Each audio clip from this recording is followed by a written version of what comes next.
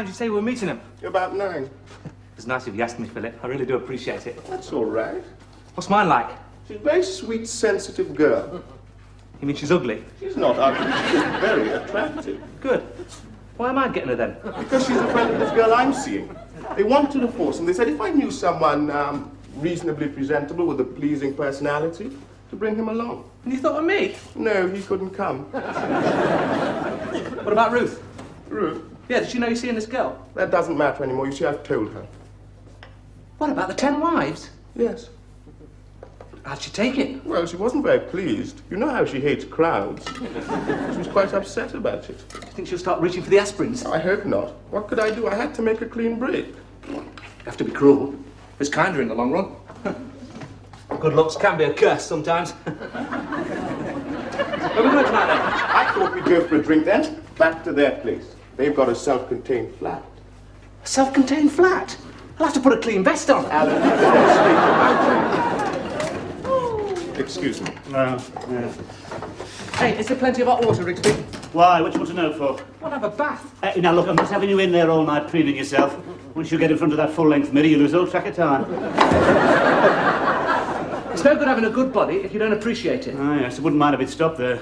Last time you were in there, you were trying to see how high you could get your footmarks up the wall. Left that place swimming in water. Hey, I think I'll use my soap bunny.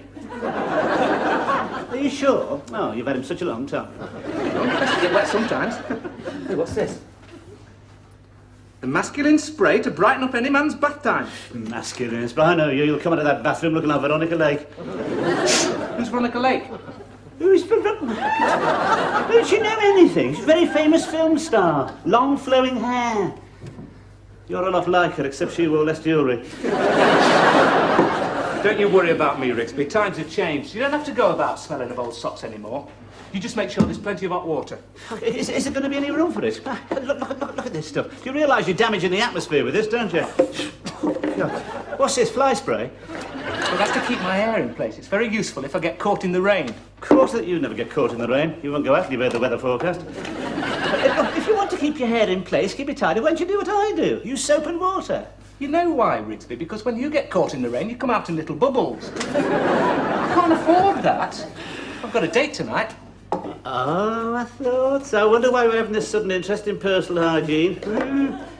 What's she like? I haven't met her yet. Philip's arranged it. You mean she hasn't seen you? No. Oh, gosh, she's in for the shock then. Look, Philip asked me because I happen to be the sophisticated type they were looking for. Sophisticated? What are you going to wear? Your Donald Duck shirt or those jeans with the come and get me on the crutch? Hey, that's the point. Hey, what am I going to wear? What am I going to wear? Hey, Philip, what am I going to wear? What am I going to wear? No, wear what you like. It doesn't matter. Well, look, I believe in preparation. I mean, I want this to go like a well-planned military campaign. Why don't you wear your RAF overcoat then? Well, plan a military campaign. Look, you're only jealous, Rigsby. Jealous? Hey, did I tell you? Hey, these girls have got a self-contained flat. I can see it now. 3 vodkas, a few packets of cheese and onion crisps, and Geronimo. Oh, you never told like this before you came, you know. My God, you've changed. Even your voice has got deeper. It's better than being furtive about it, Rigsby. No, it isn't. I preferred him when he was being furtive. Do you know he arrived here with an ivory prayer book in one hand and a teddy bear in the other? Look at him now. Fully paid up member of the Permissive Society. Well, I haven't changed that much. Oh, yes, you have. Before he came here, all you knew about women was what you read in those magazines. No, it wasn't. Yes, it was. I used to see you hanging around in Smith's. Pretended he was looking for practical woodworker. Yes, always turning to the centre pages. He thought all women looked like that, you know. Yes, must have come as a great surprise to you to find they hadn't got staples across their stomachs. Look, there's nothing wrong in admiring the perfection of the female form. The perfection? That's not perfection. That's all accomplished with body makeup and sellotape. You know, that's sexploitation, that. I couldn't agree more, Rigsby. Yeah. In my country, we find that sort of thing degrading. We don't feel sex is something to be sniggered at. Yeah. We don't read those sort of magazines. Of course you don't. You don't have time to read about it, do you? Yeah. Too busy doing it. At least they don't have to draw diagrams for us, Rigsby. No one has to tell us where the erogenous zones are. The what? The erogenous zones, Rigsby. Oh. You don't know where they are. Oh, of course I do. Somewhere near the equator, aren't they? I told you, I didn't know where... Look, the erogenous zones are those parts of the body which are most sensitive to sexual stimuli. Oh, well, those erogenous zones. Look, you take the ear. That's an erogenous zone. You blow in Miss Jones's ear and you'll be staggered at the results. Now, you watch your tongue. Not having that sort of talk around here. This is a respectable house. No, times have changed, Rigsby. We believe in love without fear. I seem to remember the last time you indulged in love without fear, you spent 3 days under that bed hiding from her father. Oh, that was different. He didn't like me. He didn't? Oh, dear, that does amaze me. What are we going to possibly bet against you? Well, he said I was damaging his edge. He used to lean against it. Yes, I can understand his feelings. My God, he spends years raising his daughter to perfection, to the flower of womanhood, and what happens? Along comes this long-haired Herbert in surgical boots, starts swinging on his gate, damaging his edge, and chatting up his daughter. Well, there were other things. He found these letters, and they were open to certain interpretations. I bet they were. He said he was going to wring my neck. You shouldn't have read your letters. That's what I said. Well, not to him, like, but that's what I said. I bet you did. Well, of course he should have read his letter. It's his duty to protect his daughter. She's his responsibility. He's got to shelter that innocent girl from the likes of you. When I was your age, it was very important that, you know, the purity of a woman. It was the finest gift a woman could give to a man on their wedding night. Now he has to make do with a set of cufflinks. Just you remember, the Permissive Society stops at that front door, all right? We don't want any of it in here.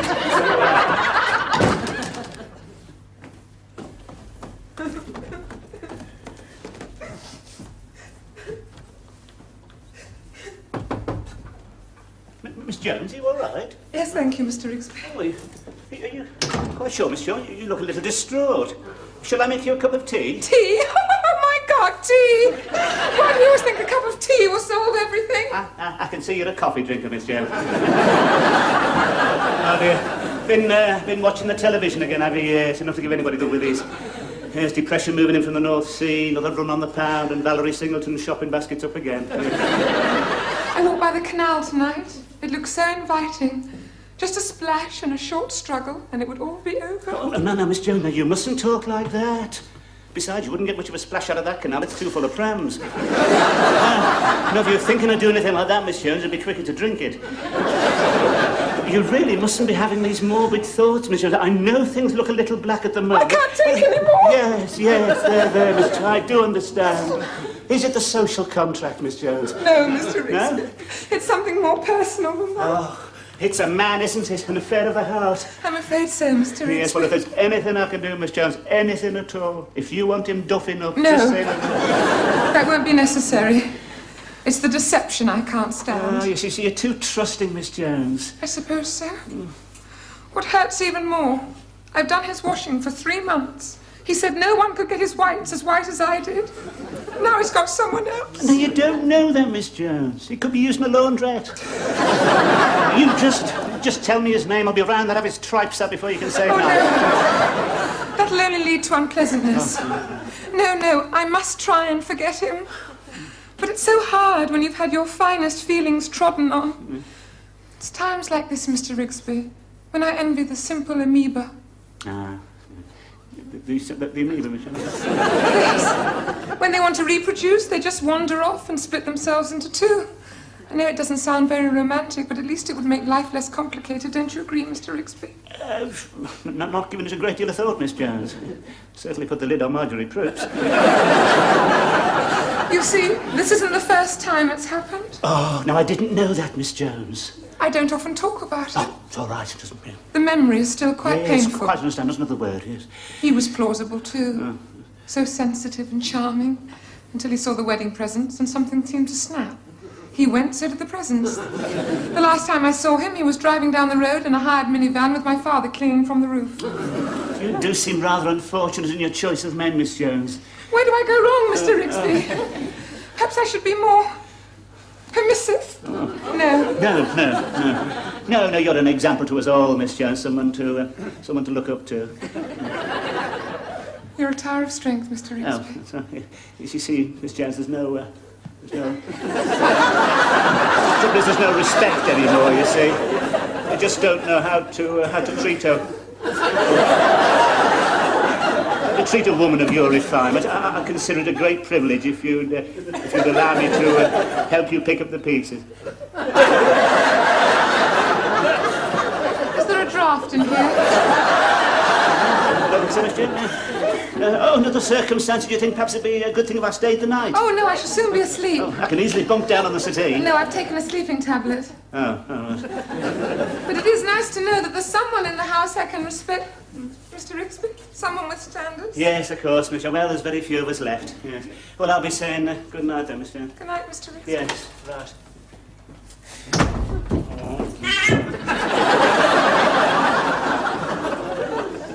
Again. My God. Well, what's the matter? You know what's the matter? It was a disaster and it was your fault. I don't know what you're talking about. I thought it was going to be 3 vodkas, a few packets of cheese and onion crisps and Geronimo. Oh, well, I hadn't met them then. I mean, they seemed too sophisticated for that. And they were interested. Interested? They were mesmerized. And when we got back to the flat and they said, what should we do? And you suggested Scrabble. What about all those 4-letter words, eh? I could have led to something. Well, it didn't tonight. They couldn't wait for us to go. And I don't blame them. Look, perhaps I should have told you, Philip. I don't usually try anything on the first date. On the first date? You mean you get a second? And you won't this time. All right, I'm sorry. You're frightened of women, aren't you? No. You've never really known a woman, have you? Not intimately. No. Then why do you tell so many lies? Well, you know what they say about students. Just didn't want to get a bad name, that's all. It's nothing to be ashamed of. Oh, it's all right for you. You've got 10 wives. Nobody can question your experience. How old were you when you first? Oh, it was all part of my initiation. Went with the tribal marks on my 14th birthday. Your 14th birthday? All I got was a bike. Well, don't worry about it. You're going through a phase. You're just a little immature, that's all. I'm not immature. Am I?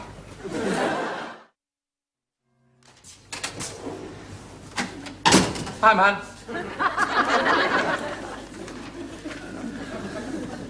Hey, did you have a good time last night?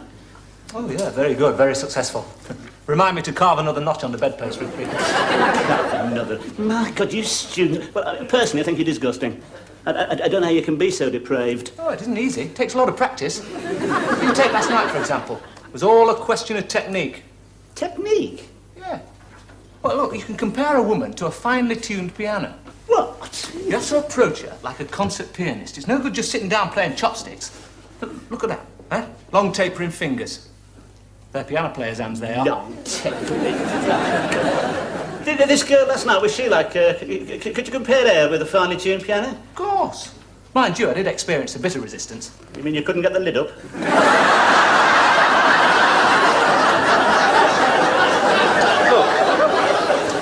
that? That's where technique comes in, you see.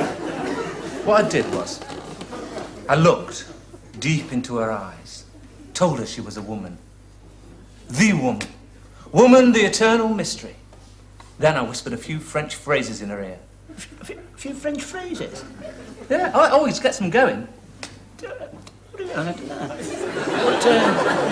What happened then? Well, at first I could see she was a bit cool, you know, but then after a while I started having some effect, see? She started polishing her glasses in an agitated manner. She began to shake like an aspen leaf. The Scrabble board fell to the floor. And then the old sea started crashing on the rocks. Chimneys started falling down, there were coloured lights. And there, in the background, Tchaikovsky. He was there as well, was it? But you know what I mean? Yes, all right, yes. Do you reckon any of this would work with Miss Jones?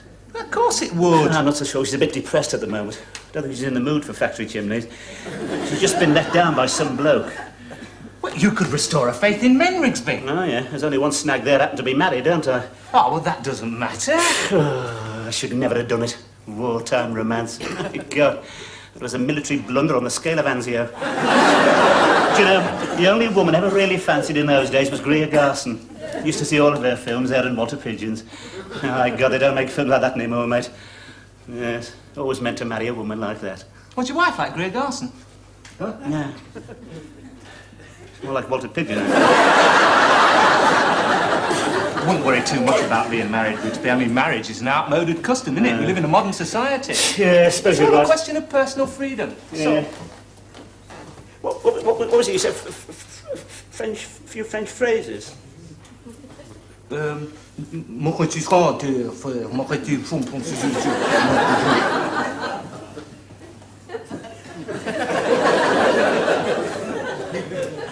Or, voulez-vous promenader avec moi ce soir, Miss Jones? What?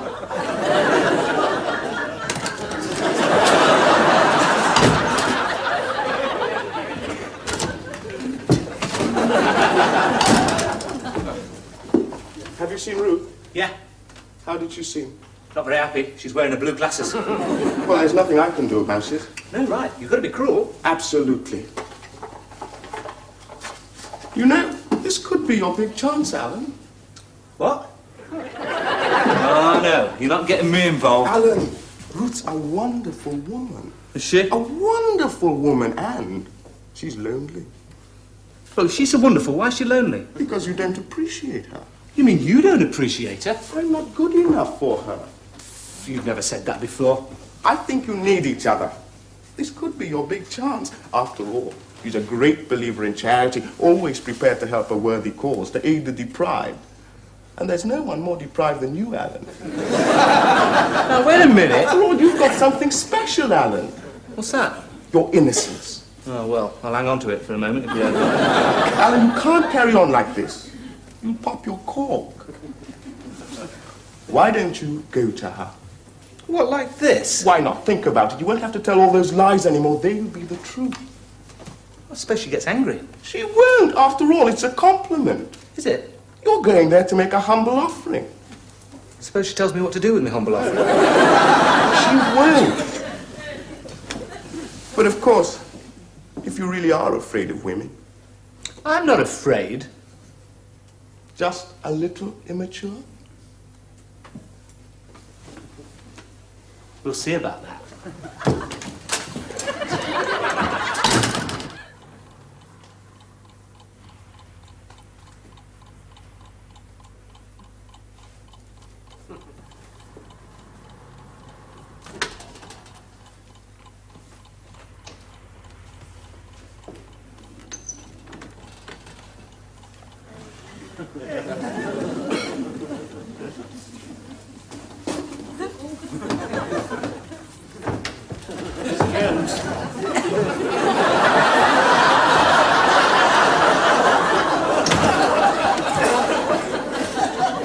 Miss Jones?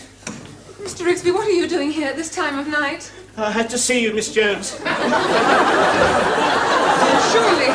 it could have waited until the morning. No, I've waited too long already, Miss Jones. Time is running out for me.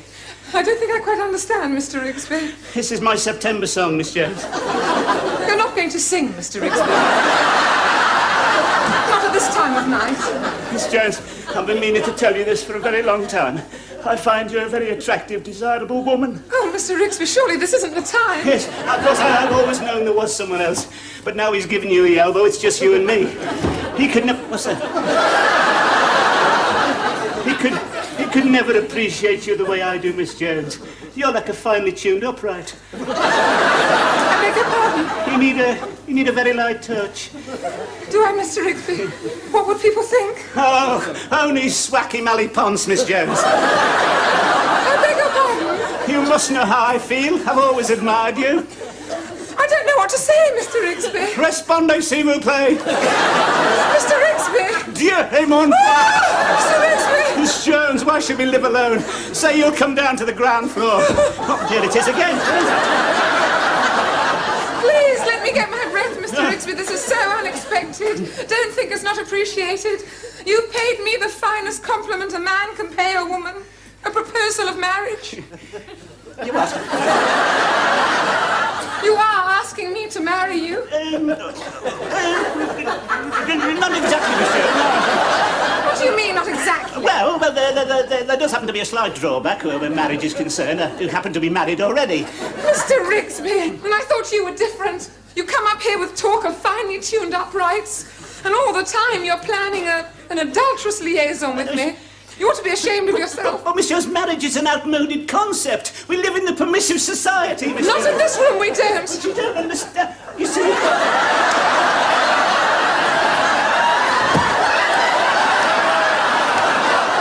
Miss Jones, there's someone in your wardrobe. I keep a man in there, or didn't you know? Perhaps you'd like to see him.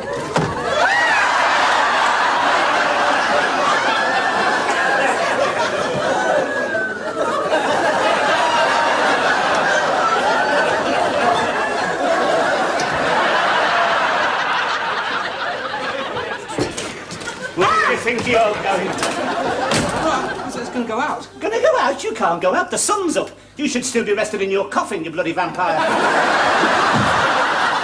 Right. What are you doing? What am I doing? I'm moving the furniture. Give myself plenty of room. What for? What for? To swing you round in. Wait a minute, Rigsby. About last night? Yes, what about last night? What can you possibly say? Evil is in that eye of the beholder. Not last night it wasn't. I wasn't the one in the wardrobe. Miss Jones didn't know where to look. I've always suspected you. I think it's your narrow forehead. Well, look, you're not going to trifle with Miss Jones's feelings anymore. I haven't trifled with Miss Jones's feelings. Well, what were you doing in her wardrobe? Well, I don't know. I went in there on an impulse. Oh, what? Well, look, I haven't trifled with Miss Jones's feelings. I haven't trifled with anybody's feelings. What you mean there's never been any coloured lights? No sea crashing up against the rocks? No, never. You're a member of the Permissive Society. You're supposed to know where the erogenous regions are. Well, I know where the Himalayas are, but I've never been up them.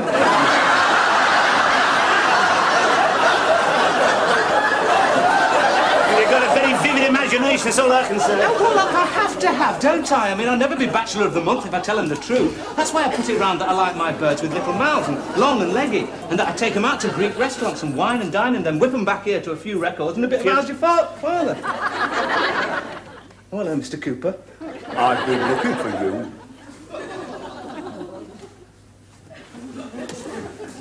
Have you? Yes.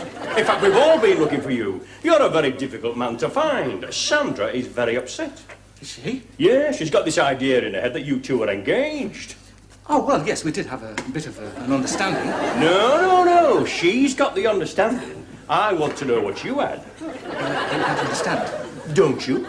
You come to my house, you eat your way through the deep freeze, you damage my hedge, and then you calmly walk off, leaving Sandra in tears. I want to know what you're going to do about it. Oh, well, I think there must have been a bit of a misunderstanding. No.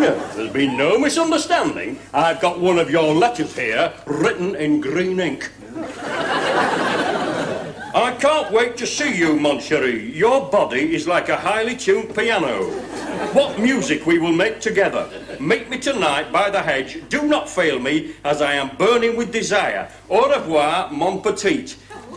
P.S. Make sure old Misery got his out of the way. It's just a sample. Yeah. Misery goes very good. I suppose you think that is funny. I would have expected more concern from his father. I should have known better. You both got that same depraved expression. I've only got to look at you to see where he gets it from. You're one of these people responsible for all this permissiveness, aren't you? You know, I realise that Sandra has had a very narrow escape. Fancy having you for a father-in-law. Just a minute, I'm not his father. And he's quite right, you shouldn't have read his letter. You people are all the same. You go rabbiting on about the Permissive Society. Where have you seen it? No, it doesn't exist. It's all in the mind. It doesn't exist. I should know. I've looked for it. So no good you coming in here telling us how things have altered, because they haven't. So you take your nasty little thoughts and get out of it. Go on. Before you go on, get out of it. My word. That was very good, Rigsby. You really told him off. Yeah, you see. It's the same in wartime. Once the chips are down, whoa.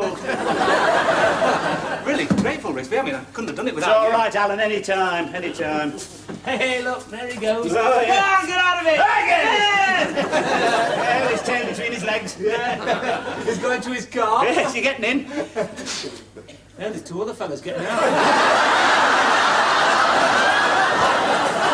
Who are they? Hey, God, they're big buggers, aren't they? Look at the shoes of that one on the left. Hey, I tell you what, Rigsby. They're Sandra's brothers. They're coming up! Key!